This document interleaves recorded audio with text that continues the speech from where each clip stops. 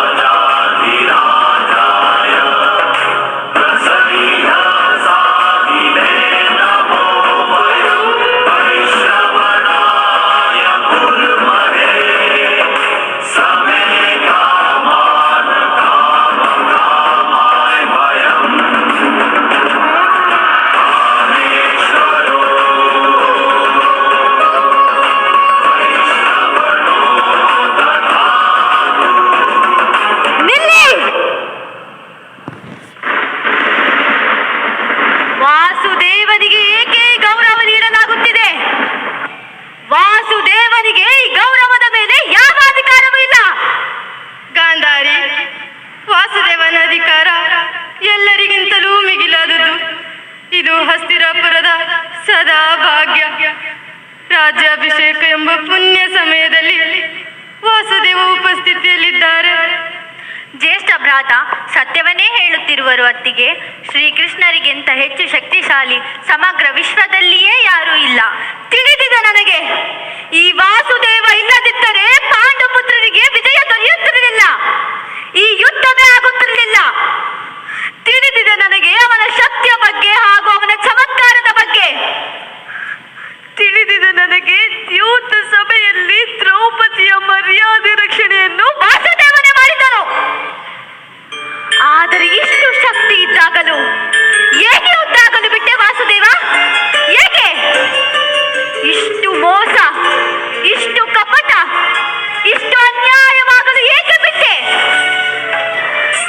ಕೇಳಿಲ್ಲಿ ದೇವಕಿ ನಂದನ, ಕೇಳಿಲಿ ವಾಸುದೇವ, ಕೇಳು. ಈ ಆರ್ಯವರ್ತದಲ್ಲಿ ಎದ್ದಿರುವ ರೋದನೆಯ ಧ್ವನಿಯನ್ನು ಕೇಳು. ಒಬ್ಬ ಮಾತೆಯ ಹೃದಯದ ನೋವಿನ ಮೇಲೆ ದುಃಖದ ತಾಂಡವವನ್ನು ನೋಡು. ನಾವೆಲ್ಲರೂ ನಿನ್ನ ಕೈಗೊಂಬೆಗಳು ವಾಸುದೇವ. ಹಾಗಾದರೆ ಏಕೆ ನಮ್ಮ ಬಳಿ ಇಂತಹ ಭಯಾನಕವಾದ ಕೃತ್ಯವನ್ನು ಮಾಡಿಸಿದೆ ನೀನು? ಕುರುಕ್ಷೇತ್ರದ ಭೂಮಿಯ ಮೇಲೆ ಎಲ್ಲರಿಗಿಂತಲೂ ದೊಡ್ಡ ಆತ್ಮ ನೀನು ಮಾಡಿರುವ ವಾಸುದೇವ. ನೀನು ವಾಸ್ತವವಾಗಿ ಶಿಕ್ಷೆ ಆಗಬೇಕಾಗಿರುವುದು ನಿನಗೆ. ನಾನು ಮಹಾ ತಪಸ್ವಿನ ಸುಬಲ ಕನ್ಯೆ. ನಾನು ಮಹಾಯೋಗಿನಿ ಧೃತರಾಷ್ಟ್ರರ ಪತ್ನಿ. ನಾನು ಮಹಾ ದುರಾದೃಷ್ಟಿಯಾದ ಕುರುರಾಜ ಮಾತೆ. ಈ ದಿನ ನಿನಗೆ ಸಾಧ್ಯವಿರುತ್ತದೆ.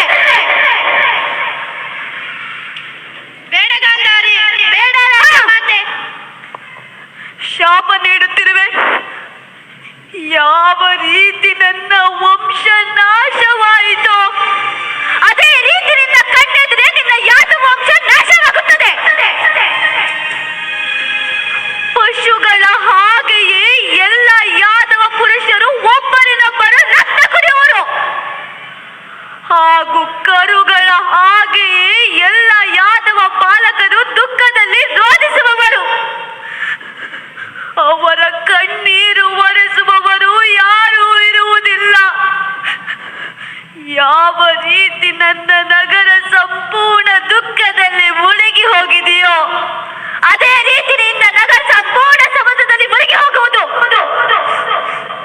ನಿನ್ನ ನಗರದ ಚಿನ್ನದ ಪವನಗಳು ಸಮುದ್ರದ ನೀರಿನಲ್ಲಿ ಕರಗಿ ಹೋಗುವುದು.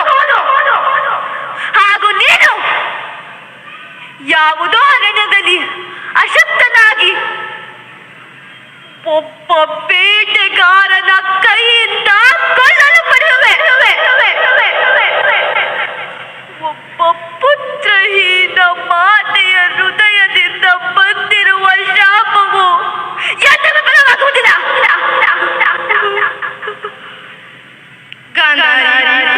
ಇದೇನು ವಾಸುದೇವನ ಉಪಕಾರದ ಬದಲಾಗಿ ಇಂತಹ ಭಯಾನಕವಾದ ಶಾಪ ನೀಡಿದರೆ ಹೇಗೆ?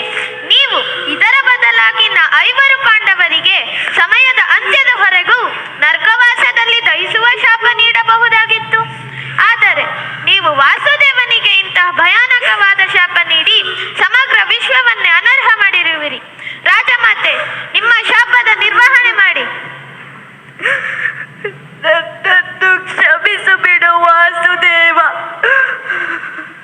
ನನ್ನ 100 ಪುತ್ರನ ಮೃತ್ಯು ನನ್ನ ಮನಸ್ಸನ್ನು ಹುಚ್ಚಾಗಿಸಿದೆ. ಇಲ್ಲ ಮಾತೆ, ನಿಮ್ಮ ದೋಷ ಏನೂ ಇರಲಿಲ್ಲ. ನಿಮ್ಮ ನೋವು ಸ್ವಾಭಾವಿಕವಾದದ್ದು, ನಿಮ್ಮ ಕ್ರೋಧವು ನ್ಯಾಯವಾದದ್ದು. ನಾನು ಕೂಡ ಪ್ರತಿಕ್ಷಣ ಈ ನೋವನ್ನು ಅನುಭವಿಸುತ್ತಿದ್ದೇನೆ ಮಾತೆ. ಕುರುಕ್ಷೇತ್ರದಲ್ಲಿ ಯಾರದ್ದಾದರೂ ಅಂಗಗಳನ್ನು ಕತ್ತರಿಸಿದರೆ ಅಲ್ಲಿ ರಕ್ತ ನನ್ನದು ಹರಿಯುತ್ತಿತ್ತು. ಯಾರಾದರೂ ವೀರಗತಿಯನ್ನು ಹೊಂದಿದರೆ ಅವರ ಪಾಲಿನ ನೋವನ್ನು ನನಗೆ ಕೊಟ್ಟು ಹೋಗುತ್ತಿದ್ದರು. ನಾನು ವಿಜಯದ ಸುಖವನ್ನು ಅನುಭವಿಸಿದ್ದು ನಿಜ ಮಾತೆ. ಆದರೆ ಪರಾಜಯದ ದುಃಖವನ್ನು ಕೇವಲ ನಾನು ಮಾತ್ರ ಅನುಭವಿಸಿರುವೆ. ನಾನೇ ನಿಮ್ಮ ಶತ್ರುವಾಗಿರುವೆ ಮಾತೆ, ಹಾಗೂ ನಾನೇ ನಿಮ್ಮ ಮಿತ್ರನೂ ಆಗಿರುವೆ. ನಾನೇ ನಿಮ್ಮ ಪುತ್ರನೂ ಸಹ ಆಗಿರುವೆ.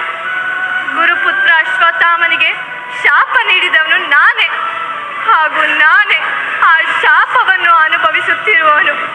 ದುರ್ಯೋಧನ ತೊಡೆ ಮುರಿದಾಗ ಮಾತೆ ಆ ಕೂಗು ನನ್ನದೇ ಆಗಿತ್ತು. ನಾನು ಜೀವನ ಬಿಡಿ ಮಾತೆಯರ ಆಶೀರ್ವಾದವನ್ನು ಅನುಭವಿಸುತ್ತಾ ಬಂದಿದ್ದೇನೆ. ಇಂದು ಈ ವಾಸುದೇವ ಕೃಷ್ಣನು ಮಾತೆಯ ಶಾಪವನ್ನು ಕೂಡ ಸ್ವೀಕರಿಸುತ್ತಾನೆ. ನಾನು ನಿಮಗೆ ವಚನವನ್ನು ನೀಡುತ್ತೇನೆ ಮಾತೆ. ಯಾವಾಗ ನನ್ನ ವಂಶದ ನಾಶದ ಸಮಯ ಬರುವುದೋ ನಾನು ಸ್ವಯಂ ಪ್ರಥಮನಾಗಿರುವೆ.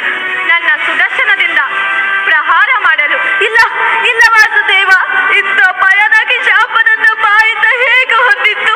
ಇಲ್ಲ ಮಾತೆ, ನಿಮ್ಮ ದೋಷ ಏನೂ ಇರಲಿಲ್ಲ. ಶಾಪ ಮತ್ತು ಆಶೀರ್ವಾದಗಳು ಸಮಯವು ತನ್ನ ಯೋಜನೆಗಳಿಗೆ ಅನುಸಾರವಾಗಿ ಕರೆತರುತ್ತದೆ. ನಿಮ್ಮ ಶಬ್ದಗಳು ಕೇವಲ ವಿಧಿಯ ಆಟದಲ್ಲಿ ನಿಮಿತ್ತವಾಗಿದೆ ಅಷ್ಟೇ. ಯಾದವರ ನಾಶ ಅನಿವಾರ್ಯವೇ ಆಗಿದೆ ಮಾತೆ. ಯಾದವರ ನಾಶ ಅನಿವಾರ್ಯವೇ ವಾಸುದೇವ. ಯಾರು ಸ್ವಯಂ ನಿಮ್ಮವರೋ ಅವರ ರಕ್ಷಣೆಗಾಗಿ ನೀವು ದೊಡ್ಡ ಸಂಘರ್ಷವನ್ನೇ ಮಾಡಿರುವಿರಿ. ದ್ವಾರಕ ನಗರವನ್ನು ನೆಲೆಗೊಳಿಸಿರುವಿರಿ.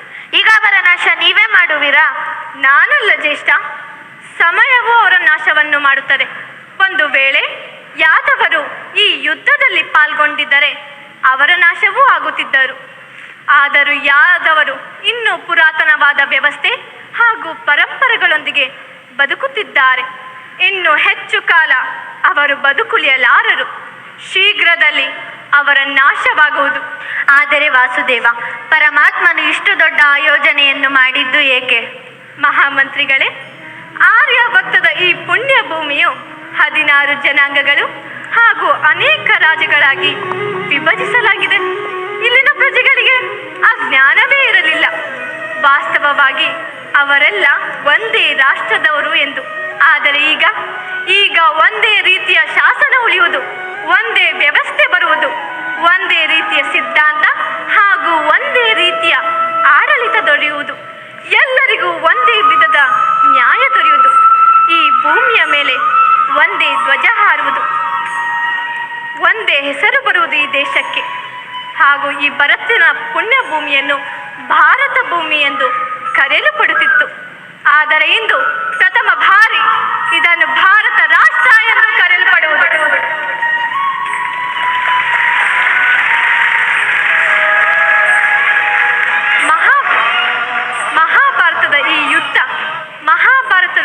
ಗಾದೆ ಅನೇಕ ಸತ್ಯಗಳನ್ನು ಪ್ರಸ್ತಾಪ ಮಾಡುತ್ತದೆ. ಅದರಲ್ಲಿ ಶ್ರೇಷ್ಠವಾದ ಸತ್ಯವೇನೆಂದರೆ ಪ್ರತ್ಯೇಕತೆ ಹಾಗೂ ವಿಭಿನ್ನತೆಗಳೇ ಅಧರ್ಮದ ಮೂಲವಾಗಿದೆ ಹಾಗೂ ಏಕತೆಯೇ ಧರ್ಮದ ಆಧಾರವಾಗಿದೆ. ಹೇಗೆ? ನೀವೇ ಯೋಚಿಸಿ ನೋಡಿ. ಮನುಷ್ಯನ ಹೃದಯವು ಸುಖದ ಸಂಪತ್ತು, ಅಧಿಕಾರ ಎಂಬ ಆಸೆಯಿಂದ ಕೂಡಿರುತ್ತದೆ. ಆದರೂ ಅವನು ಸಾಮಾನ್ಯವಾಗಿ ತನ್ನ ಮಾತಾಪಿತ, ಸಂತಾನ, ಪತ್ನಿ, ಸಹೋದರರೊಂದಿಗೆ ಯೋಗ್ಯವಾದ ವ್ಯವಹಾರವನ್ನೇ ಮಾಡುತ್ತಾನೆ. ಯಾವುದೇ ರೀತಿಯ ಅನ್ಯಾಯವನ್ನು ಮಾಡುವುದಿಲ್ಲ. ಅವನ ಸುಖ ಹಾಗೂ ಸಂಪತ್ತನ್ನು ಸಮಾನವಾಗಿ ಹಂಚಿಕೊಂಡು ಬಾಳುತ್ತಾನೆ. ಏಕೆಂದರೆ ಅವನಿಗೆ ಇದು ತಿಳಿದಿದೆ, ಅವನ ಸುಖಕ್ಕೆ ಕಾರಣ ಅವನ ಪರಿವಾರವೆಂದು. ಅವನ ಸುಖ ಬರುವುದು ಅವನ ಪರಿವಾರದಿಂದಲೇ ಎಂದು ಅವನಿಗೆ ಇದೂ ತಿಳಿದಿದೆ, ಅವನ ಸುಖ ಬರುವುದು ಸಮಾಜದಿಂದಲೇ ಎಂದು. ಆದರೆ ತಿಳಿದೋ ತಿಳಿಯದೋ ಸಮಾಜಕ್ಕೆ ಅನ್ಯಾಯ ಮಾಡಿಬಿಡುತ್ತಾನೆ, ಸಮಾಜದ ಶೋಷಣೆಯನ್ನು ಮಾಡಿಬಿಡುತ್ತಾನೆ. ಏಕೆಂದರೆ ಅವನು ಸಮಾಜವನ್ನು ಸುಖದ ಸಾಧನ ಎಂದು ಮಾತ್ರ ತಿಳಿಯುತ್ತಾನೆ, ಸುಖದ ಕಾರಣ ಎಂದೂ ತಿಳಿಯುವುದಿಲ್ಲ. ಮನುಷ್ಯನಿಗೆ ಯಾವಾಗ ಇದು ಅರಿವಾಗುತ್ತದೋ ಈ ಇಡೀ ಜಗತ್ತು ಪರಮಾತ್ಮನ ಅಂಶ ಎಂದು ಹಾಗೂ ಪ್ರತಿಯೊಬ್ಬ ಜೀವಿಯು ಪರಮಾತ್ಮನ ಸ್ವರೂಪವೆಂದು, ಆವಾಗ ದ್ವೇಷಕ್ಕೆ ಯಾವ ಸ್ಥಾನವೂ ಇರುವುದಿಲ್ಲ. ಎಲ್ಲ ಸಂಘರ್ಷಗಳು, ಎಲ್ಲ ದ್ವೇಷಗಳು ಹಾಗೂ ಎಲ್ಲ ಪ್ರತಿಕಾರಗಳು ನಶಿಸಿ ಹೋಗುವುದು. ಅಂತರಂಗದಲ್ಲಿ ಪರಮಾತ್ಮ ಹಾಗೂ ಈ ಜಗದಲ್ಲಿ ಏಕತೆ, ಇದೇ ಧರ್ಮದ ಮೂಲ ಸಿದ್ಧಾಂತವಾಗಿದೆ. ಮಹಾಭಾರತದ ಈ ಯಾತ್ರೆ ಕ್ರೋಧದಿಂದ ಅರಿವಿನ ಕಡೆಗೆ ಯಾತ್ರೆಯಾಗಿದೆ, ವಿಭಿನ್ನತೆಯಿಂದ ಏಕತೆ ಕಡೆಗೆ ಯಾತ್ರೆಯಾಗಿದೆ, ಅಧರ್ಮದಿಂದ ಸತ್ಯದ ಕಡೆಗೆ ಯಾತ್ರೆಯಾಗಿದೆ, ಅನಾಗರಿಕತೆಯಿಂದ ಆದರ್ಶ ನಾಗರಿಕತೆಗೆ ಯಾತ್ರೆಯಾಗಿದೆ. ನನ್ನೊಂದಿಗೆ ಪ್ರಯಾಣಿಸಿದ ನಿಮ್ಮೆಲ್ಲರಿಗೂ ನಾನು ಅಭಿನಂದಿಸುತ್ತೇನೆ. ನಿಮ್ಮ ಹೃದಯದಲ್ಲಿ ಧರ್ಮದ ಬೀಜವನ್ನು ಸ್ಥಾಪಿತ ಮಾಡಿದ್ದೇನೆ. ನಿಮ್ಮ ಹೃದಯದಲ್ಲಿ ಆದರ್ಶ ನಾಗರಿಕರ ಉಗಮವಾಗಲಿ, ನಿಮಗೆ ಕಲ್ಯಾಣವಾಗಲಿ ಹಾಗೂ ಜಗದ ಕಲ್ಯಾಣವಾಗಲಿ. ಸಂಸ್ಕಾರವಂತನ ಧರ್ಮನ ಪಟ್ಟಾಭಿಷೇಕ ನಡೆಯಲಿ. ಬನ್ನಿ, ನಾವೆಲ್ಲರೂ ಸೇರಿ ಸತ್ಯವಂತನ ಆದರ್ಶ ನಾಗರಿಕನ ಪಟ್ಟಾಭಿಷೇಕ ಮಾಡೋಣ.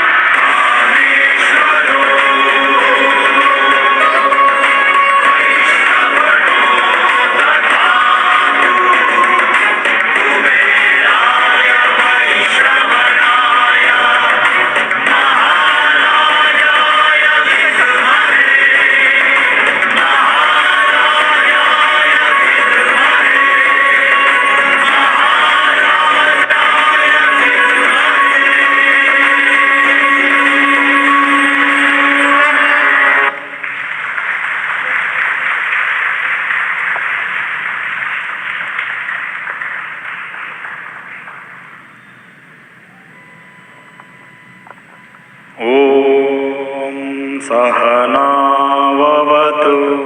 ಭಗವಂತ ನಮ್ಮೆಲ್ಲರ ರಕ್ಷಣೆ ಮಾಡಲಿ. ಸಹನೌ ಭುನಕ್ತು.